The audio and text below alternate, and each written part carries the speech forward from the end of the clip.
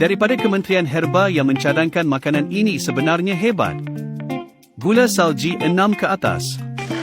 Sehari makan 2 biji. Gula salji 11 ke atas. Sehari makan 3 biji.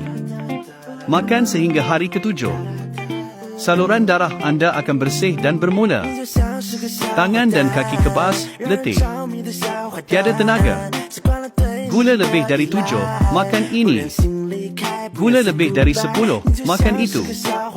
Pening kepada sepanjang hari. Sukar melihat, makan ini.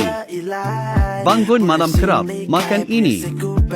Gula salji antara 7 hingga 11 tidak mungkin sembuh sendiri. Tidak perlu meminta orang lain. Tidak perlu rawatan tradisional. Tidak perlu diet ketat. Tidak perlu menderita. Tidak perlu bayar mahal.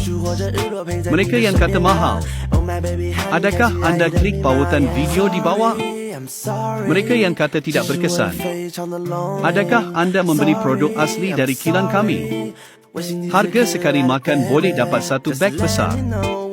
Kami kilang sumber terus diskaun 50%.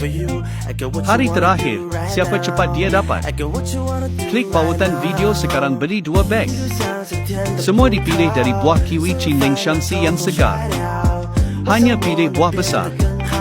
Buah baik untuk basuh dan keringkan.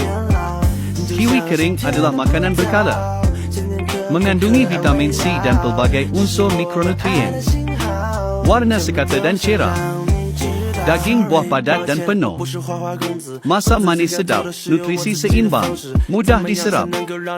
Sangat baik untuk dimakan kerap. Semua dikupas secara manual.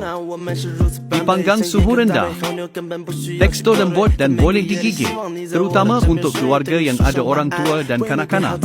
Lebih baik stok banyak kiwi kering ini.